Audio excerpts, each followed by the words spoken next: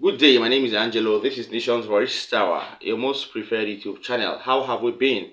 As for we over here, we've been doing just perfectly fine. All right.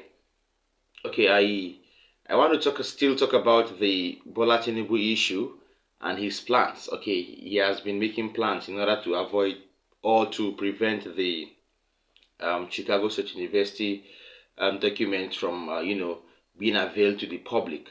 All right, he has also been making plans behind the scene to compromise the judge, Justice or Judge Nancy Maldonado, so as to gain favor from her. But I'm sorry, Bola Tinubu, the U.S. is not Nigeria, so you may not actually get the judiciary in your pockets this time around.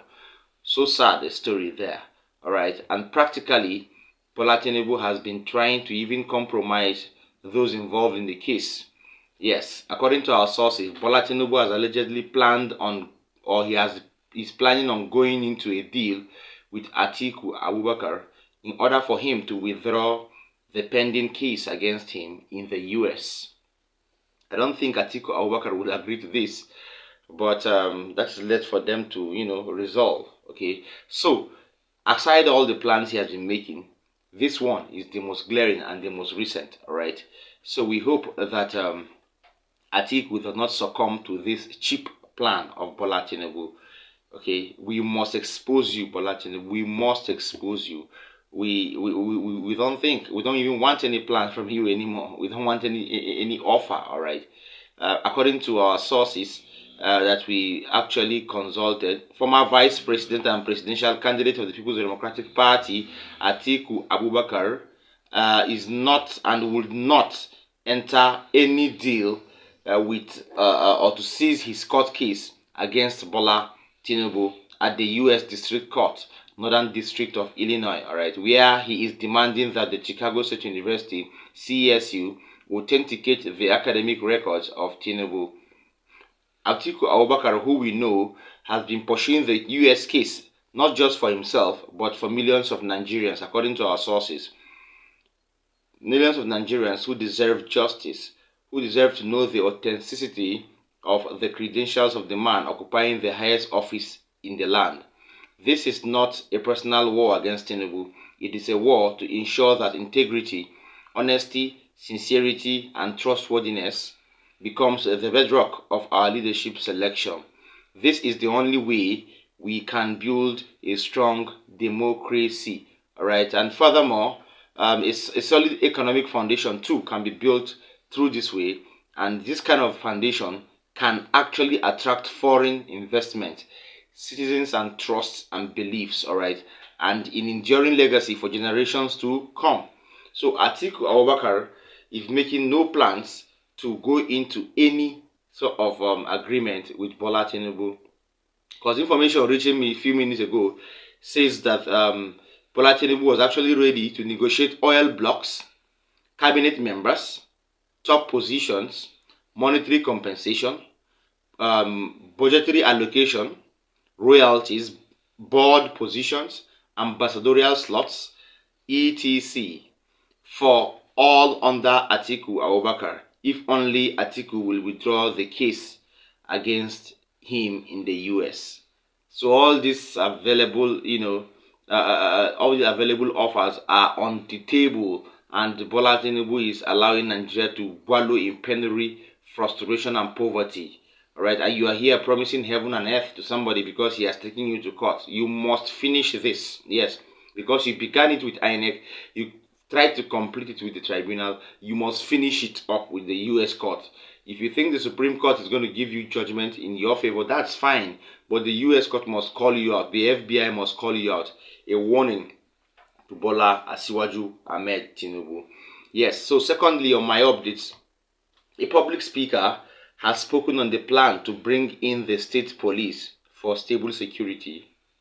And he has also questioned the transparency of the Nigerian judiciary. All right, these two things have been issues of national importance or national security for us over a very, very long period of time now. Okay, we've seen the police go, against their code of conduct by, mismanaging ammunitions, mismanaging their own offices and all that, extorting Nigerians and other very heinous activities they have been perpetrating. All right, but this particular person who was a guest speaker on 99.3 FM really hit the nail at the head to call out the federal government and their own recent clandestine relationship with the judiciary, and tell them how much more they have failed in allowing the judiciary be compromised. Please stay tuned for this video. I mean, your guess is as good as mine.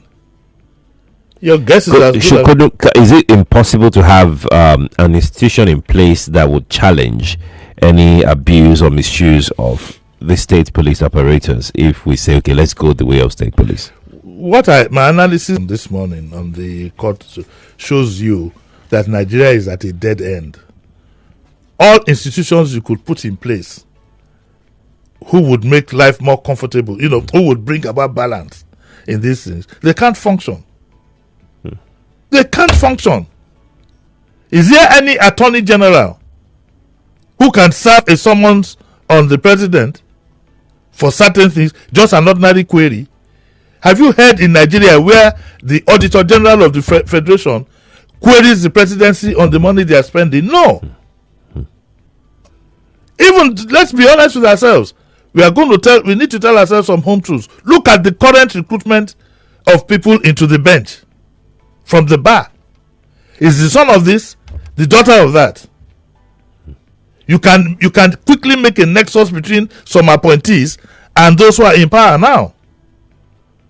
Let's be honest with ourselves. Look at so the judiciary that's supposed to be the arbiter. A lot of people don't trust them anymore, and it's from perception. I don't know the reality, but it could be from perception that you just can't get justice. So, if you now have a state police, some of us will leave town. That much I can assure you. What has helped a lot of us in this job that we're doing is that there's always been some kind of balance. Look at what one governor did in Cross River, for example, to a journalist. Got him arrested, put in a dungeon, did all kinds of things. This is becoming the animal kingdom. This is worse than the military. What we have now, it is worse than the military. I'm not saying that, I'm not asking for military government, no, because it will be same of same. We have built a culture right from 1985. Those who were born in 1985 today are almost clocking 40. And they were born in the midst of this mess. That's why a lot of young people don't understand people like us. Because we've seen our country function. That's why they don't understand. Most of them were born 80, 85, 80, 83, 84. So even those who are born in 82 were just becoming like primary 1 students in 85, 86. That is the culture of impunity. Tolerance for crime. Tolerance for soft landing. Not asking questions. The right questions. And if care is not taken, it will get worse. It will even now get worse the more if you end up having some kind of, I don't want to use the word revolution, but some attempt at changing the system. It will even get worse. So, to be honest with you, people need to, it's not a matter of sentiments now. It's not a case of who you support and who you don't. If you support somebody today, it might not be somebody you support tomorrow. But you would have aided a system that can cage there's no balance. Okay, if you ask me there, I'll tell you the man is being very, very sincere, and he's trying his best possible to see that he hits the nail at the head, and he's also trying not to call people's names in order not to get into trouble. This is Nigeria, a country where you get arrested for saying the truth.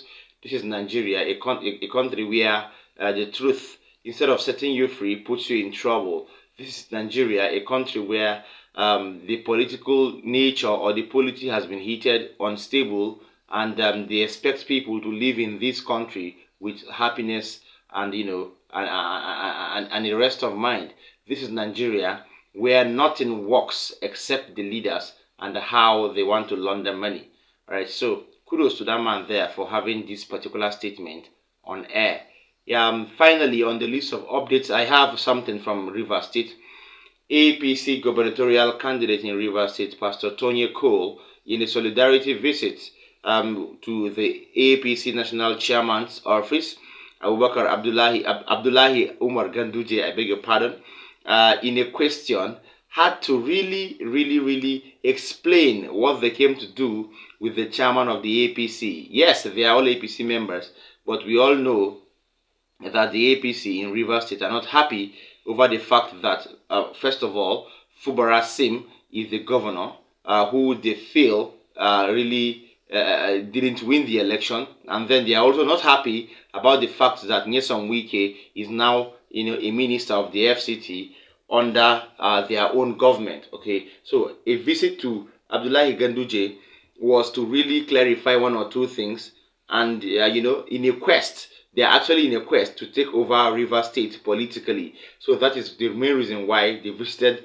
Abdullahi Umar Ganduje, the APC chairman. Please pay attention to this video and listen to their main motives at the chairman's office. And also to commit that we are building an APC that is strong, an APC that has always been there. We have been part of the formation of APC since 2013, and we wanted to make sure that this message remains at the forefront of consciousness, that we are a part and parcel of APC, will continue being so, and we push APC for unity in Rivers State. That's why we have come. The chairman just charged you to have an open door for both non-members and old members.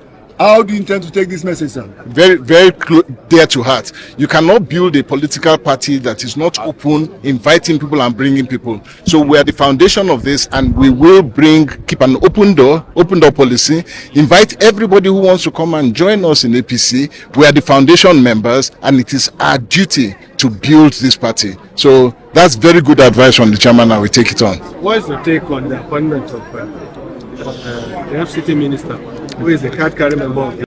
That's a presidential prerogative, and the president did what he believed is best for the nation. We're not against that. Mr. Chairman, sir. Yes. Sometimes a while ago, you assured PDP in Rivers that you are coming to take over Rivers. And you have equally charged your visitors today that you are ready to reclaim Rivers. With this group of people here today, sir, how soon do we expect APC to take Rivers? Thank you for this very important question. First of all, you have seen the timber and caliber of APC from Rivers State. And you are sure that in 2014, you know how APC was strong in Rivers State. But so many things happened within the party. Many left the party. Strong people who even were senators left the party. And also the problem continued because we lost government in Rivers State.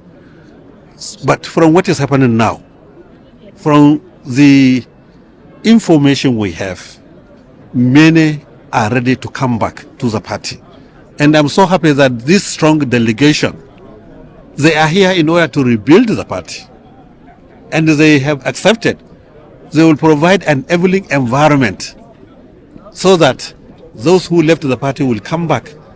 And also they will provide conducive atmosphere so that those who would like to join the party from other political parties are welcome to come back and join APC. So with this, I think we have taken the right path in building the party and also in winning the election in Rivers State.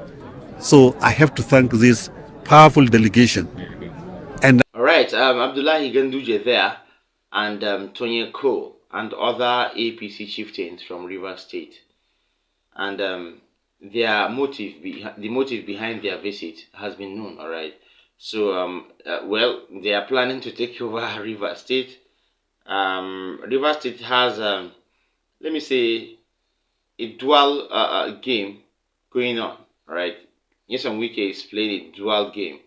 He is playing the APC game and the PDP game. So I don't think they might readily have the access or the political power to, take over Rivers State politically, because of the kind of the sophisticated kind of political game that Nyesom Wike is playing. But let us see how this thing unfolds. All right. Before we call it quits here, I would like to urge you to like our videos, share them. Don't forget to drop a comment for us in the comment section.